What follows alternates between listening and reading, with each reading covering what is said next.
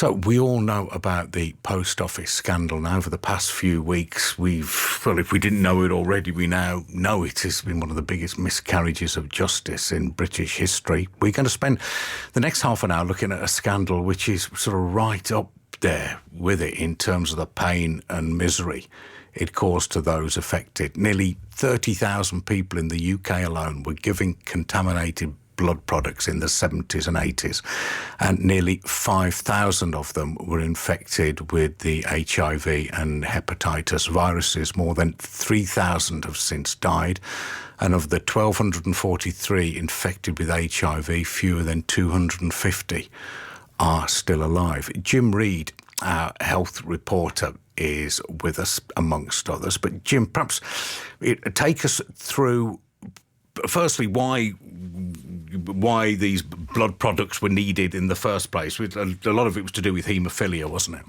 So this is something I've looked at now for, must be the best part of a decade. And that's just me looking at it. And actually some of these cases, Adrian, go back, to the middle of 1970s and even earlier than that. And there were two main groups of people affected. It's quite complicated, but there were people who were given blood transfusions. So this would have been after a car accident, for example, after childbirth. And they would have been given blood that hadn't been properly heat treated. And as a result, they were given or infected with mainly hepatitis viruses, so hepatitis B and hepatitis C. Around 100 of that group were infected with HIV. And then, as you said in the introduction, there's this second group. Now, these were people who had a blood disorder, most notably haemophilia. So haemophilia is something that stops your blood clotting properly. And in the 1970s, there were various treatments for haemophilia. They weren't particularly effective. And then towards the back end of the 1970s, this new wonder drug became available called Factor VIII or Factor IX. And it was given on a regular basis to people with haemophilia if they'd had a knock or a bang to help their blood clot, and in many cases prophylactically. So given even if they didn't have a problem, to make sure their blood was working properly. Now, what we found out afterwards was that much of that product was being imported mainly from the United States, and there simply were not the right checks and balances. So people were donating blood in the States. They were getting paid to donate. They tended to come from very high-risk groups, so often prisoners, former drug users, and all it needed, because this blood was being pooled to make this Factor VIII product that was being given to haemophiliacs. So you only needed one person to be infected with something out of maybe 5,000, and then that whole batch of drugs would be contaminated. So this product was being given to haemophiliacs from the late 70s onwards. And who was responsible for that? Who was putting together this, collecting this infected blood and selling it, basically? So this was all being purchased by NHS hospitals. This is what there's a big public inquiry into at the moment, how this product managed to get into the United Kingdom. It was being purchased. There was a big push under David Owen when he was Health Secretary in the 1970s to make the UK self-sufficient in these products. So we didn't have to import them from abroad. That never happened. Now, the big question is, why did that not happen? Was it about costs? Was it about money? Was there finance involved? But nevertheless, this product got into the UK. Now, in fairness isn't the right word, but obviously the people involved in this couldn't have really anticipated what was 100% anticipated what was going to happen next, which was that HIV emerged as a virus in the late part of the 1970s. First person in the UK died of HIV in 1981. So those haemophiliacs were not just being given a blood product that contained hepatitis C, which is deadly enough, but also HIV, and a large number of people, you mentioned in the introduction, were affected as a result. I think the most startling statistic for me, and this is something we uncovered through our reporting actually a year and a half ago, is that of the 1,250 haemophiliacs who were infected, 380 in the UK were children at the time. So that's 1 in 3 were children. So you had toddlers that ended up dying of AIDS at the age of 2 or 3 years old. You had kids. I know personally one guy who's alive today who, as a child, was infected with HIV, developed AIDS, was in hospital and just about escaped with his life because the antiretroviral drugs that could prevent the virus spreading just about came online in time. For many, they didn't come online in time, and many young children and many adults died as a result. There's one school called Trelaws, Adrian, down in Hampshire. And at that one school, 78 pupils at that school, which was a specialist school for people with disabilities, and of course people with haemophilia in those days was considered more of a physical disability. 78 pupils at that school alone lost their lives because of this tragedy. Yet we don't talk about it perhaps as much as we should for various reasons, but it is a truly shocking scandal, and we're going to get the result of a public inquiry into it hopefully sometime in May this year, we now think. Tony Farrugia's been good enough to join us. Tony lost his dad and his uncles through this scandal and hasn't received any compensation. So, Tony, when did this nightmare start unfolding in your family? Good morning. It was around about 1984 when my father presented to the hospital unwell. I think subsequently, quite shortly after, I was removed from the family home and placed into a children's home in Luton. My father was then told he had contracted HIV. I don't think he took it too well. He was sectioned under the Mental Health Act the last 6 months of his life. He died in 1986, and then the rest of the family were just dispersed, really. My other twin brother was taken into care locally in the London area, even though I was in Luton. And my two older brothers, because they were over 18, were just left to fend for themselves, really. And we didn't reunite until 2010. But we also, in between that time, we've had other family members were also diagnosed with HIV and have passed away, and hepatitis C and have passed away.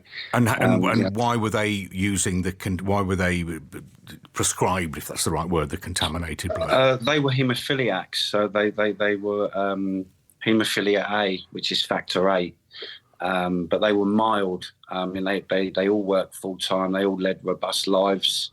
They certainly weren't as what they were portrayed by the doctors as ill-burdened cripples or ill-educated cripples that would be a burden to society. They certainly weren't that. They've all passed away.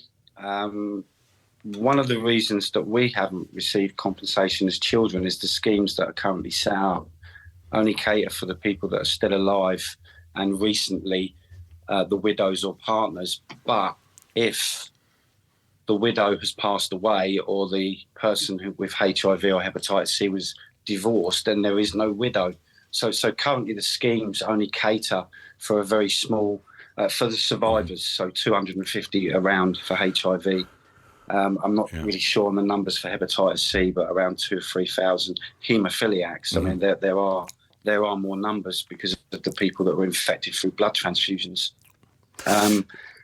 We're still waiting. We're still waiting for compensation, despite Sir Brian Langstaff taking the unprecedented measure of releasing 2 interim reports to tell the government to set this compensation scheme up now before the final report, which was due in autumn. That's now been delayed, but we're still getting nowhere with the second interim report, which was to basically pay parents who lost children because there's no widow, or they weren't married or in a relationship. Those parents have never received any compensation for the loss of their child or children. I mean, within the haemophilia community, there are many parents that lost more than one child, and I know one case where there were 7 children in that family. They've never been compensated. No. So the interim report is there to allow the government to do this before the final report, but they just won't budge. I mean, the calls for compensation, it started a long time ago. Here's this clip from 1989. The group, which represents Britain's haemophiliacs, is calling on the government to pay up to £200 million in compensation. Surely, Mr. Speaker, they would urgently compensate haemophiliacs who have contracted the HIV virus. Haemophiliacs who were given infected blood are expected to receive a lump sum payment in the region of £20,000. So Alistair Burt was Conservative MP for North East Bedfordshire until 2019, a long-term campaigner for those affected by the scandal. Alistair, can you get your head round how long it's taken? Well, in a way, I can, because it's not that this is unique, as we've found. Long-term issues from Hillsborough, the Bloody Sunday inquiry, and of course the Post Office scandal indicate that there's a natural inertia, it seems, in some parts of the system, whether it's a state-run organisation or whether it's an inquiry after some disaster, that just takes time. But in this particular case, then one of the problems was that the NHS did not want to admit what happened. And it's good to hear Tony talking about his circumstances, because I know those well. And one of the things that was missing was an understanding of what had really happened, because the NHS was so reluctant to give information. And the inquiry that is about to come to a conclusion now was the result of long-term pressing, saying, before you can deal adequately with the recompense to people, it's really important to know what happened, who did what, and ask questions why. And that has been one of the things that has taken so long. But I think it's a natural inertia in the system, Adrian, and that is now what has to be challenged. OK, there's a natural inertia in our system. But, Jim, we weren't the only country affected. Have you got any idea what sort of happened elsewhere? France, Australia, etc.? So lots of different countries were affected by this same kind of scandal. In France, they've taken things very differently. So there you had the guy who was the health minister at the time charged and actually found guilty of manslaughter, a guy called Edmond Hervé, I think. Didn't receive a sentence, but was found guilty as a result. And there were other criminal cases against senior French politicians. In Ireland, the Republic of Ireland, the question of compensation was sorted out many years ago. It hasn't been here for some of the reasons that Alistair Burt was just talking about. Where we are with compensation, and I think compensation, it's important for a number of reasons. I think when you speak to the victims, part of it is financial, because as you heard from Tony there, this has had a huge impact on people's lives. It's cost jobs, it's cost relationships. It's cost families. It's cost families. There's people that haven't been able to have children because of this, plenty of people. But also I think there's a moral case for compensation. When you speak to campaigners, they say, look, the state did this to us. We want the recognition that the state did something wrong, and the only way that it can get recognised really is financially, to give this compensation at the end. So I think there is a sort of moral case, and the government has said it's accepted now the moral case for compensation. So we've had support payments along the way for some of the people affected. In the summer of 2022, the government agreed to its first compensation. So this was £100,000 each to about 4,000 victims. That was interim compensation. That was not the final deal. And what we're now waiting for is the final compensation package. The government have said they cannot put that in place until this final report in May this year. There's been a big push by other politicians. There was a big rebellion.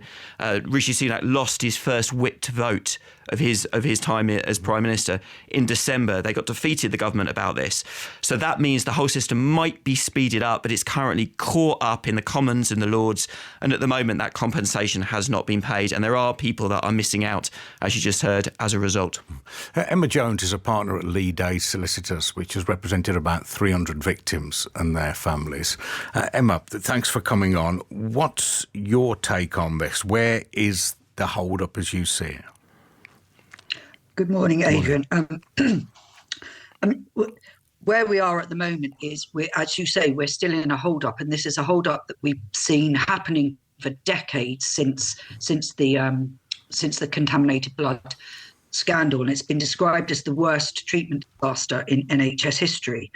And to be honest with you, Adrian, I cannot understand why we are still in this position at this time, given that we heard from Sir Robert Francis back in June and July of 22, and he provided to the inquiry and to the government a suggested compensation framework scheme.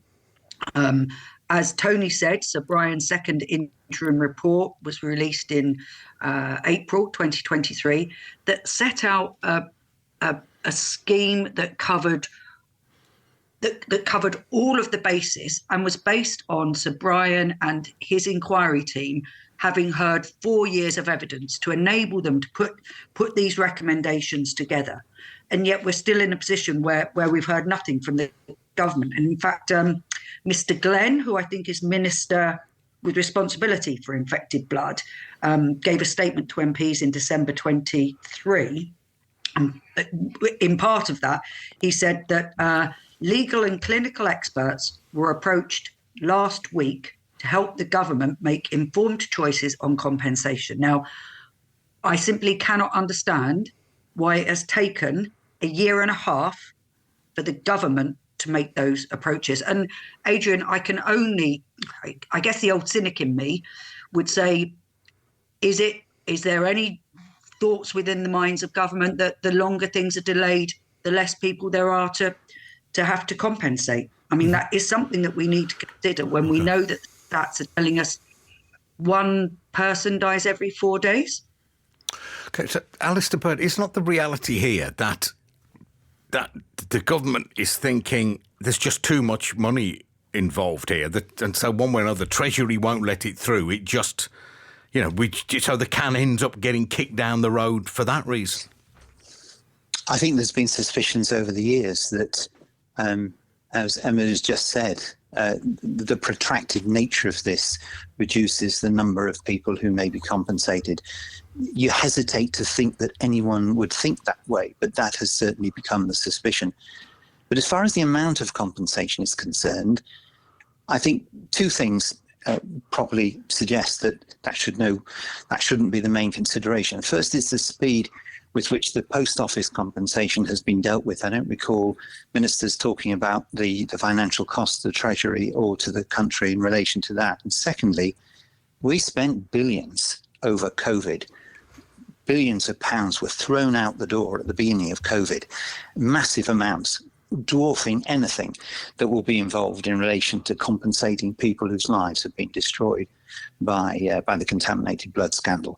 So I don't think there'll be much heed paid to a government that said we've got to take the public finances into consideration in relation to this after everything everybody's been through. So going further back down the chain of blame, if we can call it that, Jim, there was criminality presumably in the supply of the blood in the first place. So usually, if the government had to pay up, you'd think, well, the government could then sue companies for that money going back to whenever. But that's just not possible in this case.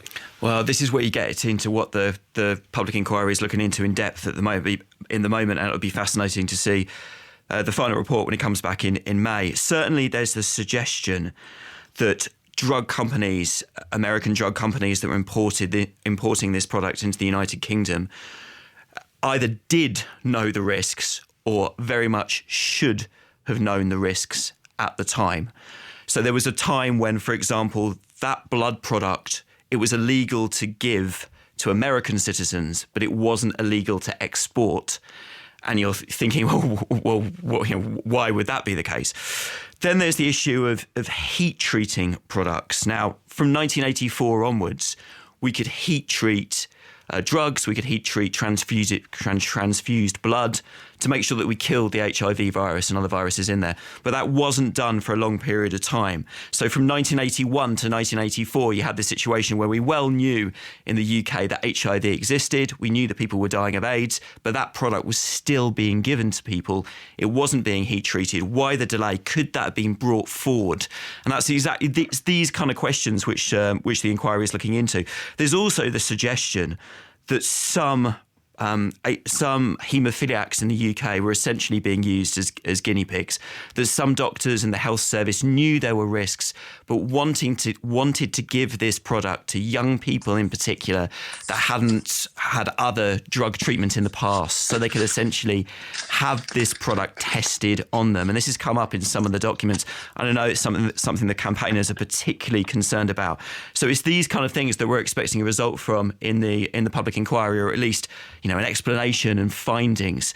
There's a lot going on here, but certainly there's the allegation of criminality, and if not obvious criminality, then at least severe ethical wrongdoing by some of these companies. So, Tony, do you retain hope that you'll see significant progress here? Yes, I do. And I mean, yesterday wasn't overly disappointing for me. I know it's very different for different groups of people within this scandal. I mean, obviously the people that are infected dying at a rate of 1 every 4 days at the moment. Time isn't on their side. And I do believe that that's the reason why we should move this forward as quick as possible. But yes, I do believe in the long run that we will get justice for what's been done to us. In the meantime, Emma, what do you suppose should happen? Well, Adrian, we're waiting for Sir Brian's final report. Also, I think, as Alistair and Tony said, there's the bill is sitting in the committee stage, which says that within 3 months of the bill becoming law, the scheme must be set up. And the government will have that in mind. I think one of the things the government needs to remember is that before the inquiry started, there were groups who started legal proceedings, group litigation in relation to people with haemophilia and in relation to people who received infected blood. And if I were in the government, I would have one eye on that, because unless something happens very soon, then there's nothing to stop people pulling the trigger on running that litigation. And all that's going to mean is that the government's going to have to spend hundreds of thousands more pounds trying to defend a case in court, which they know they're bound to lose. But there is that. People shouldn't lose hope, because even if the schemes aren't forthcoming, if the schemes aren't saying what people want them to say, there is still the litigation hovering in the background. And I suppose, Alistair, it ends up being another government's problem, frankly, if depending on what the final report of the inquiry says. I mean, so you wonder whether that's part of the, what's gone on here. Well, that's one way of looking at it. But I think when you look back over the years, firstly, no government has particularly clean hands in relation to this. This was handled by a number of governments. So there's no party politics in this, or there shouldn't be. This is something that the state got wrong. And until we had the comprehensive inquiry that is concluding now, we didn't have all the answers to everything, but it's perfectly clear that governments of every stripe got involved. Now, this will be a national compensation. It won't be something that will be the responsibility of a new Labour government or a re-elected But it's the Conservative taxpayers' government.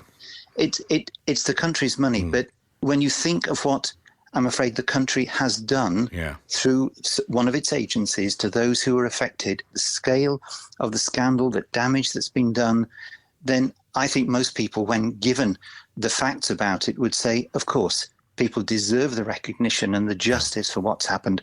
And I think the public would back it, and it shouldn't be a political issue at the end of the day. I sincerely hope not. Okay, Alistair Burt, thanks for that. Emma Jones from Lee Day, Tony Farrugia as well, and Jim Reid. Always great to have you on our health correspondent. It's just gone 11:30.